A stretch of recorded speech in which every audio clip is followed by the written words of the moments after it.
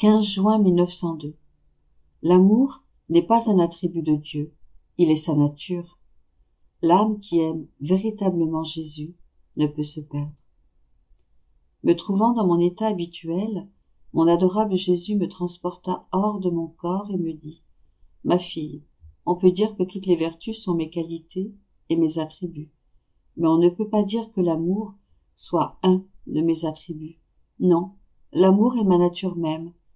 Toutes les vertus forment mon trône et mes qualités, mais l'amour constitue mon être même. » En entendant cela, je me suis souvenu que le jour précédent, j'avais dit à une personne qui craignait pour son salut que celui qui aime vraiment Jésus peut être sûr d'être sauvé. Quant à moi, je considère comme impossible que notre Seigneur éloigne de lui une âme qu'il aime de tout son cœur. C'est pourquoi j'ai dit à cette personne : pensons à l'aimer, et nous tiendrons notre salut dans nos propres mains. Alors, j'ai demandé à mon aimable Jésus si en disant cela j'avais mal parlé. Il me répondit : Ma bien-aimée, ce que tu as dit est juste, car l'amour a ceci qui lui est propre. De deux objets, il en forme un seul. De deux volontés, il en forme une seule. L'âme qui m'aime forme avec moi une seule chose, une seule volonté. Comment peut-elle donc se séparer de moi ? Bien plus, ma nature étant l'amour, si elle trouve quelque étincelle d'amour chez l'homme, elle l'unit immédiatement à l'amour éternel. Tout comme il est impossible de former deux âmes à partir d'une seule âme, deux corps à partir d'un seul corps, ainsi, il est impossible que celui qui m'aime vraiment aille à sa perte.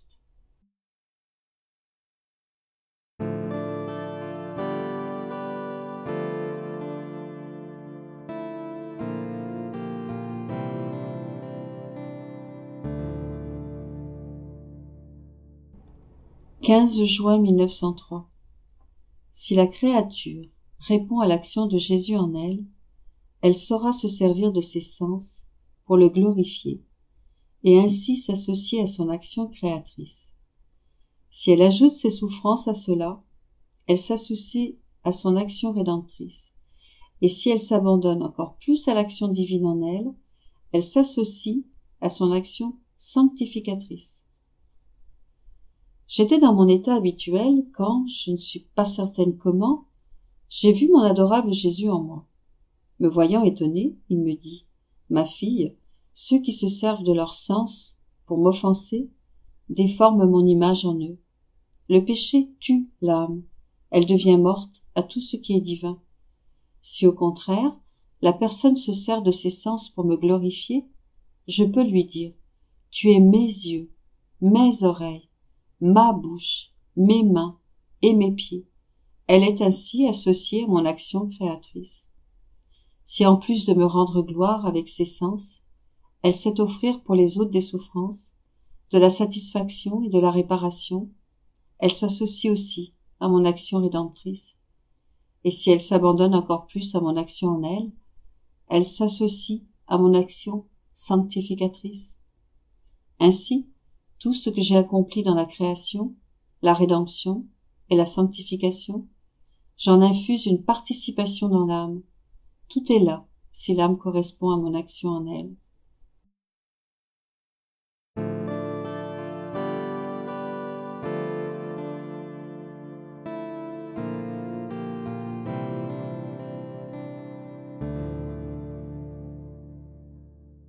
« 15 juin 1904. La créature n'est rien d'autre qu'un petit récipient, rempli de parcelles divines. Je me trouvais dans mon état habituel. Dès qu'il vint, Jésus me dit : « Ma fille bien-aimée, la créature m'est si chère, et je l'aime tant, que si elle comprenait cela, son cœur éclaterait d'amour. En la créant, je ne l'ai faite autre qu'un petit récipient, rempli de parcelles divines. Elle possède des parcelles de tout mon être, attributs, vertus, perfection, selon la capacité que je lui ai donnée, et cela afin que je puisse trouver en elle des petites notes correspondant à mes notes, et ainsi pouvoir parfaitement me délecter et m'amuser avec elle. Quand l'âme traite avec les choses matérielles et les laisse entrer dans son petit récipient rempli de divin, quelque chose de divin sort d'elle, et quelque chose de matériel entre en elle. Quel affront pour la divinité, et quel mal pour l'âme. Il faut faire très attention à ne pas laisser entrer dans l'âme des choses matérielles, s'il s'avère nécessaire de traiter avec elles. Toi, ma fille, sois attentive. Autrement, si je vois en toi des choses qui ne sont pas divines, je ne me ferai plus voir par toi.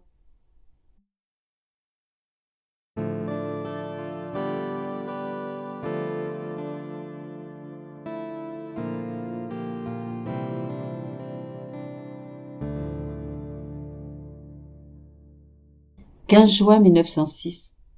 La divinité est la conséquence de l'amour. À partir de sa petite étincelle, issue du grand feu de l'amour de Dieu, Louisa doit faire un feu pour donner une cible à l'amour de Dieu.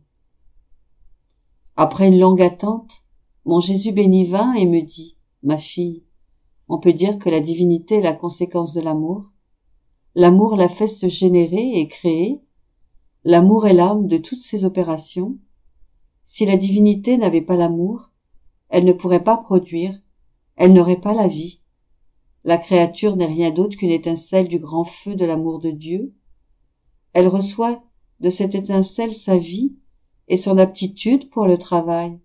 Cependant, tous n'utilisent pas cette étincelle pour aimer, faire ce qui est beau, bon et complet. Beaucoup s'en servent plutôt pour leur amour-propre, l'amour des créatures, l'amour des richesses et même l'amour des choses bestiales, au plus grand des plaisirs de leur Créateur. Ayant tiré ces étincelles de son grand feu, le Créateur languit de les voir revenir vers lui, magnifiées et comme autant d'images de sa vie divine. Ah, combien peu correspondent à ces attentes de leur Créateur. Ma très chère fille, aime-moi, que même ta respiration soit un acte continuel d'amour pour moi. Ainsi, ton étincelle formera un petit feu et donnera une cible à l'amour de ton Créateur.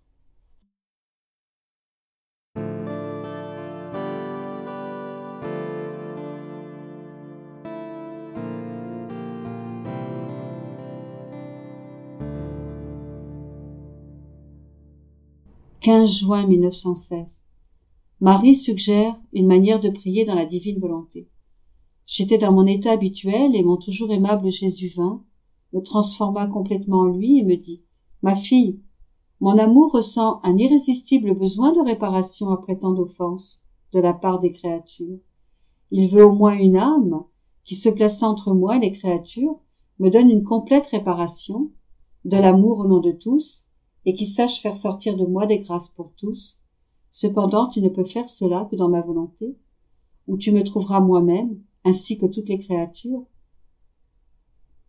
Oh, comme je désire que tu entres dans ma volonté, afin de pouvoir trouver en toi la satisfaction et la réparation pour tout. C'est seulement dans ma volonté que tu trouveras toutes choses en acte, parce que je suis le moteur, l'acteur et le spectateur pour tout.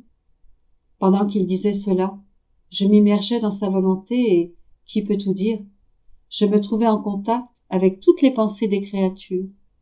Et, dans sa volonté, je me multipliais en chacune. Et, avec la sainteté de cette volonté, je réparais pour toutes. J'ai un merci pour toutes et de l'amour pour toutes. Ensuite, d'une manière analogue, je me multipliais dans tous les regards, tous les mots et tout le reste. Qui pourrait décrire tout ce qui se passa? Je manque de mots, et peut-être que les anges eux-mêmes ne sauraient que balbutier sur le sujet. Par conséquent, je m'arrête ici. Je passai ainsi toute la nuit avec Jésus, dans sa volonté. Ensuite, je sentis la reine maman près de moi et elle me dit « Ma fille, prie ». Je lui répondis « Ma maman, prions ensemble, car seule, je ne sais pas prier. » Elle poursuivit « Les prières les plus puissantes sur le cœur de mon fils sont celles faites en se revêtant de ce que Jésus fit et souffrit. Par conséquent, ma fille, entoure ta tête des épines de Jésus, décore tes yeux de ses larmes, imprègne ta langue de son amertume, habille ton âme de son sang, orne-toi de ses plaies, perce tes mains et tes pieds de ses clous, et, comme un autre Christ, présente-toi devant la divine majesté. Cette vue n'émouvra au point qu'elle ne pourra rien te refuser. Mais hélas, combien peu les créatures savent se servir des cadeaux de mon Fils. C'est ainsi que je priais sur la terre et que je continue de le faire dans le ciel. Ensuite, nous nous sommes vêtus toutes les deux des insignes de Jésus et nous nous sommes présentés devant le trône divin. Cela émut tout le ciel et les anges, quelque peu surpris, nous ouvrirent la voie. Ensuite, je suis revenu dans mon corps.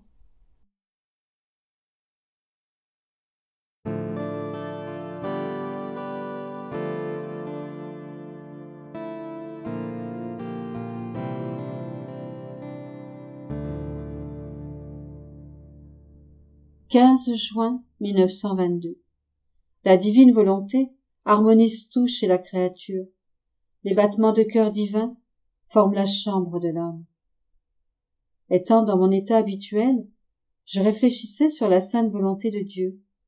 Pendant que je fusionnais avec elle, mon toujours aimable Jésus me dit « Ma fille, ma volonté éternelle a été le point central de ma vie, dans mon humanité. De ma conception jusqu'à mon dernier souffle, elle m'a précédé, m'a accompagné et a été l'inspiration de chacun de mes actes. Elle m'a suivi et a enclos chacun de mes actes dans ses éternelles frontières, d'où il ne pouvait trouver aucune issue. Du fait de son immensité, il n'y a rien dans lequel ma volonté éternelle ne coule pas, ou de génération qu'elle ne touche pas. Il était naturel pour ma volonté de former mes actes et de les multiplier pour tous, comme s'ils étaient accomplis isolément pour chaque créature en particulier. Ma volonté avait le pouvoir de multiplier mes actes autant qu'elle le désirait. Elle contenait toutes les choses, tout ce qui existait pour les créatures dans leur présent respectif, du début de l'humanité jusqu'à la fin des temps. À l'instant de ma conception, ma volonté a formé autant de conceptions de moi qu'il y avait de créatures, passées, présentes et futures. Elle a réalisé des répliques de mes paroles, de mes pensées, de mes travaux et de mes pas, et les a étendues du premier au dernier homme ayant existé, existant ou devant exister. Le pouvoir de l'éternelle volonté a converti mon sang et mes souffrances en d'immenses océans dans lesquels tous peuvent s'abreuver. N'eût été le prodige de la volonté suprême, ma rédemption n'aurait été qu'un simple événement, au bénéfice de quelques créatures. Ma volonté n'a pas changé. Elle est comme elle a été et comme elle le sera à jamais. Et il y a plus. Lorsque je suis venu sur la terre, j'ai uni ma volonté avec la volonté humaine. Si une âme ne rejette pas ce lien, mais se livre plutôt à la miséricorde de ma volonté, en lui permettant de la précéder, de l'accompagner, de la suivre, alors tout ce qui m'arrive à moi arrive à cette âme. Lorsqu'elle fusionne ses pensées, ses paroles, ses actes, ses réparations et son modeste amour avec ma volonté, je les étends et les multiplie. Ils deviennent un antidote et un remède pour chaque pensée, chaque parole et chaque acte des créatures. Ils deviennent réparation pour chaque offense et amour en remplacement de tout l'amour qui m'est dû et qui ne m'est pas accordé. Si cela n'arrive pas, c'est uniquement parce que la volonté humaine, fautive, ne se jette pas totalement dans les bras de la volonté divine et en conséquence ne prend pas tout ce qui y est disponible. De ce fait, elle ne peut rien donner aux autres. Elle expérimente les limites humaines qui la rendent misérable, pauvre et fautive dans ses décisions. Voilà pourquoi je veux tant que tu comprennes ce que signifie vivre dans ma volonté, dans la mesure où il est possible à une créature de le comprendre. Si tu vis dans ma volonté, ta volonté possédera tout et tu me donneras tout. Sur ces mots, Jésus disparut. Il revint plus tard, tout couvert de lacérations, chacune formant une petite cellule dans laquelle il appelait les âmes à se réfugier pour y trouver leur sécurité. Je lui dis, mon amour, montre-moi ma cellule, afin que je puisse m'y enclore pour ne plus en sortir. Jésus répliqua, Ma fille, il n'y a aucune petite cellule pour toi dans mon corps, parce que quiconque vit dans ma volonté ne peut vivre dans une seule partie de moi, mais vit immergé dans les palpitations mêmes de mon cœur. Les battements de cœur sont le centre et la vie du corps humain. Si le cœur cesse de battre, la vie se termine. Les battements de cœur font circuler le sang, ils fournissent la chaleur, soutiennent la respiration et maintiennent la force et la mobilité de tous les membres du corps. Si les battements de cœur sont irréguliers, toute l'activité humaine en est détraquée. Même l'intelligence perd sa vivacité, son ingénuité et sa pleine lucidité. En créant l'homme, j'ai placé une tonalité spéciale dans son cœur, une tonalité ajustée à l'éternelle harmonie, de telle sorte que si les battements du cœur sont sains, alors tout dans la créature est en harmonie. Ma volonté est comme les battements de cœur. Si ma volonté palpite dans l'âme, elle harmonise la sainteté et les vertus, elle crée l'harmonie entre le ciel et la terre, une harmonie qui rejoint la très sainte Trinité. Mes battements de cœur s'offrent eux-mêmes à toi, comme chambre pour t'y enclore. Ainsi, si ton cœur palpite à l'unisson avec les miens, tu créeras de l'harmonie dans le ciel et sur la terre. Tu t'immisceras dans le passé, dans le présent et dans le futur, et tu seras partout, totalement en moi, et moi, en toi.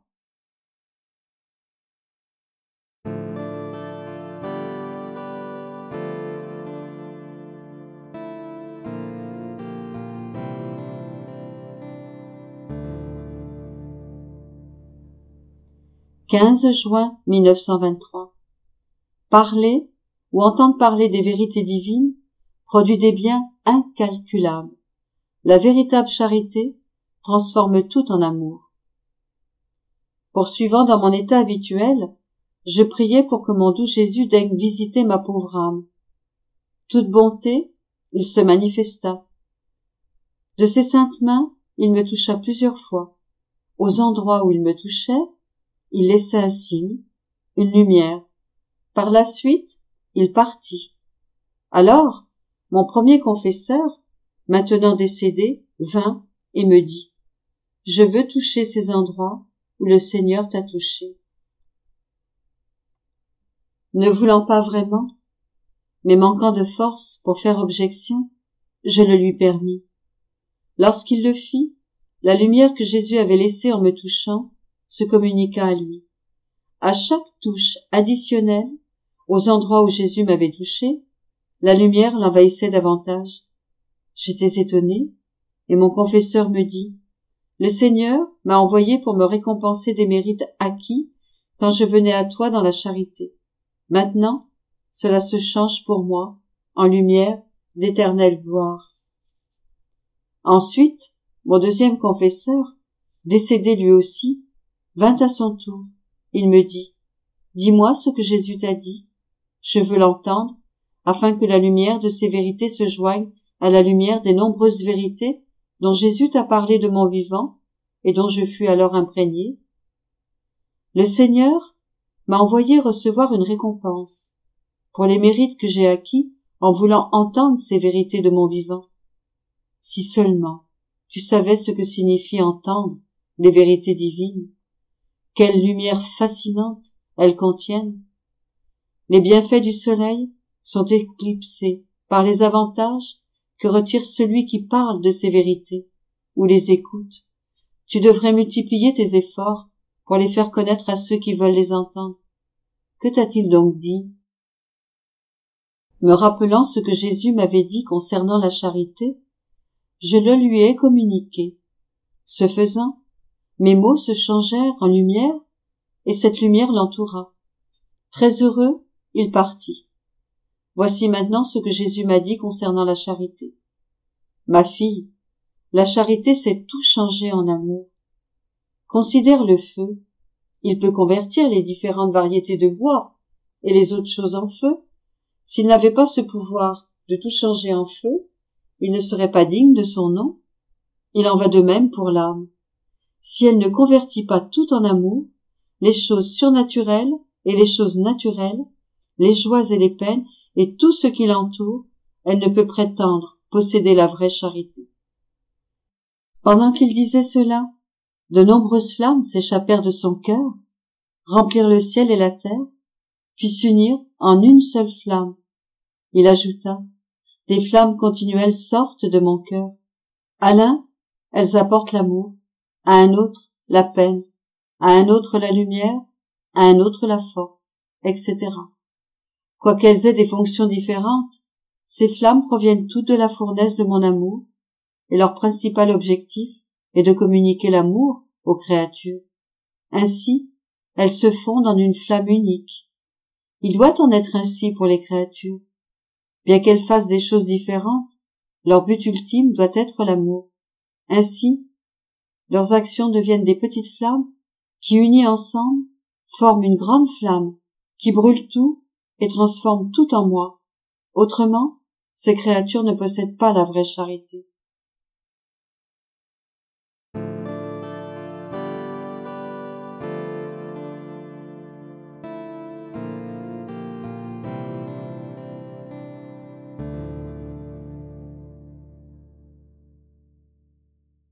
« 15 juin 1926. Comment le rien est effrayé et tremble sous le tout. Comment la Vierge aime ses célestes enfants et accomplit au ciel sa fonction de mère. Tout comme la connaissance a donné vie au fruit de la rédemption, elle donnera vie au fruit de la divine volonté. Je me sentais toute remplie de défauts, spécialement à cause de la grande répugnance que je ressens lorsque je dois écrire concernant les choses intimes entre moi et notre Seigneur. Ce poids est si grand que je ne sais pas ce que je pourrais faire pour m'en débarrasser. Et comme l'obéissance à celui qui est au-dessus de moi s'impose, même quand je voudrais dire mes raisons pour ne pas le faire, je finis toujours par obéir. Me trouvant dans la même situation, je me sentais pleine de défauts et entièrement mauvaise. C'est alors que mon Jésus béni vint et je lui dis, « Jésus, ma vie, prends pitié de moi, considère tous mes défauts et tout le mal qu'il y a en moi. » Et lui, toute bonté et tendresse, me dit, « Ma fille, ne crains pas, je suis ici, je veille sur toi et sur ton âme, pour que pas même le plus petit péché ne puisse y entrer. Et là où toi et les autres voient des défauts et le mal, je ne vois que ton rien, qui ressent le poids de mon tout. En fait, plus je t'élève intimement à moi et te fais connaître tout ce que le tout veut faire avec ton rien, plus tu ressens ton néant et, presque terrifié, écrasé sous le tout, tu voudrais éviter de manifester et même de mettre sur le papier ce que le tout veut faire de ton rien. D'autant plus que malgré ta répugnance, c'est toujours moi qui gagne et te fais faire ce que je veux. C'est aussi ce qui est arrivé à ma céleste maman, lorsque l'ange lui dit « Je vous salue Marie, pleine de grâce, vous allez concevoir le Fils de Dieu. » En entendant cela, elle fut effrayée. Elle trembla et dit « Comment cela se fera-t-il » Mais elle finit par dire « Qu'il me soit fait, selon ta parole. » Elle ressentit tout le poids du tout sur son rien, et naturellement, elle eut peur. Ainsi, lorsque je manifeste tout ce que je veux de toi, et que ton rien est effrayé, je vois la peur de la reine souveraine qui se répète, et avec compassion, j'élève ton rien, je le fortifie pour qu'il puisse soutenir le tout. Par conséquent, ne t'inquiète pas, mais pense plutôt à laisser le tout opérer en toi. Après quoi, je faisais mes actes habituels dans le suprême vouloir, embrassant tous et toutes choses, pour apporter à mon Créateur les actes de tous, comme en un seul acte. Mon doux Jésus sortit alors de mon intérieur, et embrassant toute chose avec moi, il s'unit à moi en faisant ce que je faisais. Et tout amour, il me dit, « Ma fille, j'aime tellement les actes faits dans ma volonté, que je prends moi-même l'engagement de les garder dans l'unité de ma suprême lumière, de façon à les rendre inséparables de moi et de mes propres actes. Si tu savais combien je suis jaloux de ces actes, combien ils me glorifient d'une manière entièrement divine. On peut dire que chacun de ces actes est une fête nouvelle qui commence dans la création tout entière et dans la patrie céleste. En s'écoulant de ma volonté comme un rayon de lumière, ces actes apportent des joies, des fêtes nouvelles et un bonheur nouveau, partout où se trouve ma volonté. Ces actes sont les joies, la fête et le bonheur que la créature forme dans la volonté de son Créateur. Et crois-tu que ce soit peu de choses que la créature puisse former et apporter la fête, la joie et le bonheur à son Créateur, et partout où règne notre volonté? La même chose s'est produite avec ma maman reine. Comme elle agissait toujours dans l'unité de la lumière de la suprême volonté, tous ses actes, sa fonction de mère, ses droits de reine, restaient inséparables de son Créateur. Si bien que lorsque la divinité libère les actes de béatitude pour faire le bonheur de la céleste patrie, elle libère avec eux tous les actes de la céleste maman.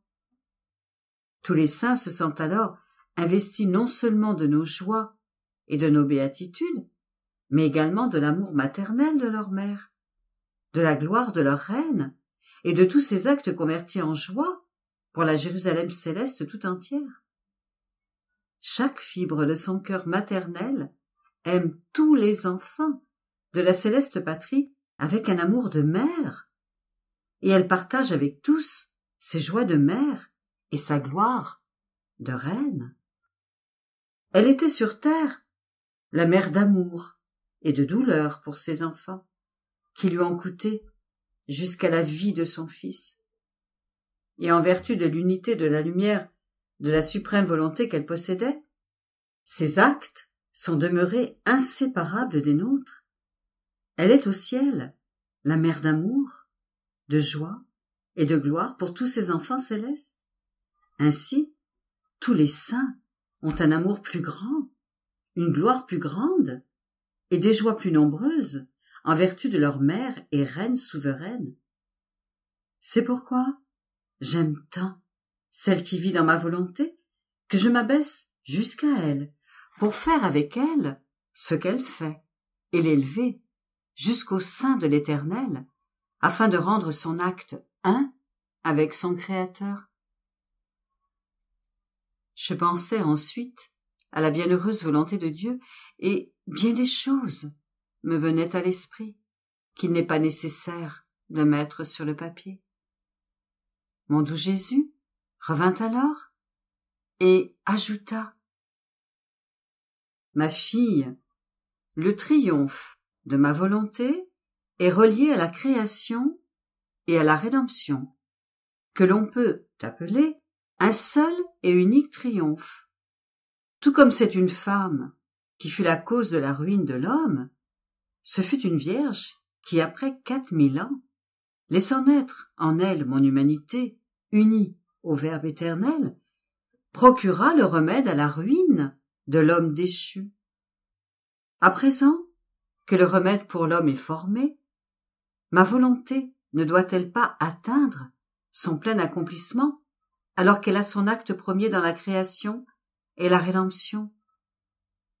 C'est pourquoi, après plus de 2000 ans, nous avons choisi une autre Vierge pour le triomphe et l'accomplissement de notre volonté, formant son royaume dans ton âme et se faisant connaître avec sa connaissance. Ma volonté t'a donné la main pour t'élever jusqu'à vivre dans l'unité de sa lumière, afin que tu puisses former ta vie en elle et que la divine volonté puisse former sa vie en toi. et après avoir établi son empire en toi, elle forme le moyen par lequel communiquer son empire aux autres créatures.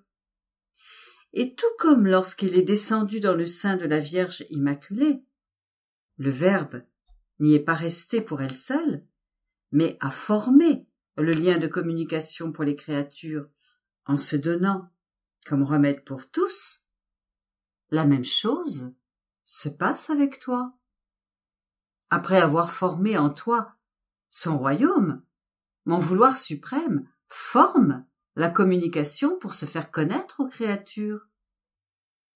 Tout ce que je t'ai fait connaître, les connaissances que je t'ai données, la façon et la manière de vivre dans ma volonté, en te faisant connaître ce qu'elle veut, combien elle désire que l'homme revienne dans ses bras et rentre à nouveau dans l'origine de la volonté éternelle d'où il est sorti. Tout cela sont des moyens de communication, des liens d'amour, une transmission de lumière, une brise pour leur faire respirer l'air de ma volonté et désinfecter ainsi l'air de la volonté humaine, un vent puissant pour conquérir et déraciner les volontés les plus rebelles. Chaque connaissance que je t'ai donnée sur ma volonté contient une puissance créatrice, et ce sont ces connaissances qu'il faut libérer, parce que la puissance qu'elles contiennent sait comment se frayer un chemin dans les cœurs pour les soumettre à son empire. N'est-ce pas ce qui s'est produit dans la rédemption? Tant que je suis restée avec ma maman dans la vie cachée de Nazareth, tout était silence autour de moi, bien que mon anonymat et celui de la céleste reine servaient admirablement à former la substance de la rédemption, afin de pouvoir m'annoncer comme déjà présent parmi eux. Mais quand ces fruits se sont-ils communiqués? Lorsque je suis sortie en public pour me faire connaître et parler avec la puissance de ma parole créatrice, et lorsque tout ce que je disais et faisais se répandait et continue encore maintenant à se répandre, c'est alors que les fruits de la rédemption ont leurs effets. En vérité, ma fille, si personne n'avait connu que j'étais venue sur la terre, la rédemption aurait été l'être morte, sans effet pour les créatures. Ainsi, la connaissance a donné vie à ses fruits. Il en sera ainsi pour ma volonté. La connaissance donnera vie aux fruits de ma volonté. C'est pourquoi je voulais renouveler ce que j'ai fait dans la rédemption, choisir une autre vierge, rester cachée avec elle pendant 40 ans et plus, en la séparant de tous, comme dans une nouvelle Nazareth, afin d'être libre de lui dire toute l'histoire, tous les prodiges et les biens que contient ma volonté, afin de pouvoir former la vie de ma volonté en toi.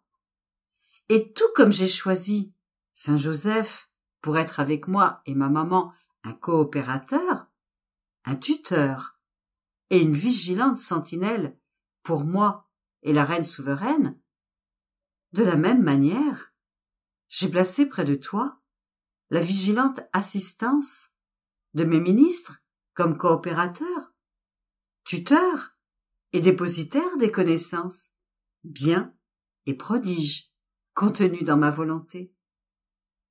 Et comme ma volonté veut établir son royaume parmi les créatures, je veux déposer à travers toi cette céleste doctrine dans mes ministres comme en mes nouveaux apôtres, afin de pouvoir former d'abord avec eux le lien de connexion avec ma volonté et qu'ils puissent la transmettre parmi les peuples. Sinon, je n'aurais pas tant insisté pour que tu écrives, et je n'aurais pas permis non plus la venue quotidienne du prêtre, et j'aurais laissé toute mon œuvre entre moi et toi. Par conséquent, sois attentive et laisse-moi libre de faire ce que je veux en toi. Qui pourra dire ma confusion après ces paroles de Jésus? Je suis restée muette, et du plus profond de mon cœur, je répétais « Fiat, fiat, fiat ».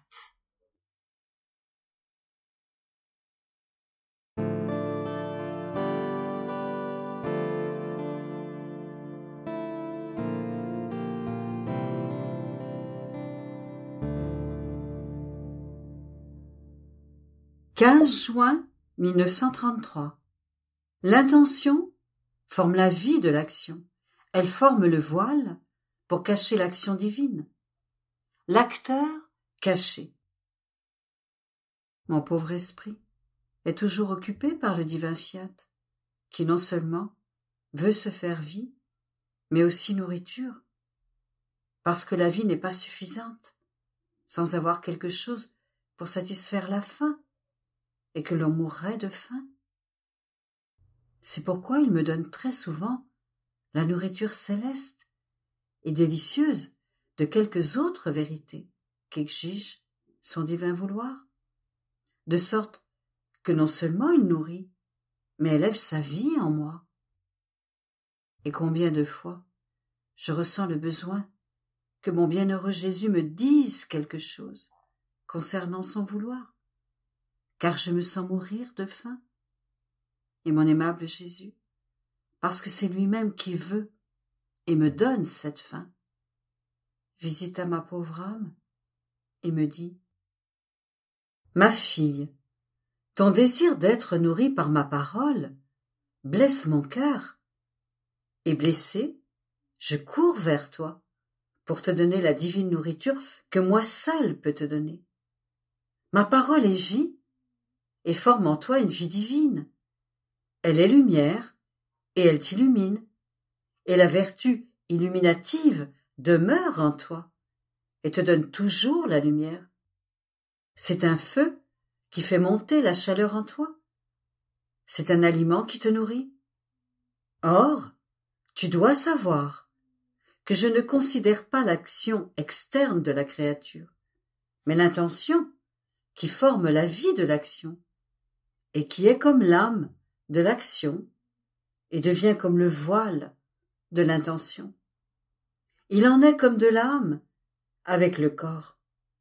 Ce n'est pas le corps qui pense, parle, bat, travaille et marche, mais l'âme qui donne vie à la pensée, la parole, le mouvement, de sorte que le corps est le voile de l'âme. En la couvrant, il s'en fait le porteur, mais la partie vitale, l'action, le pas, vient de l'âme. Telle est l'intention, vie véritable des actions.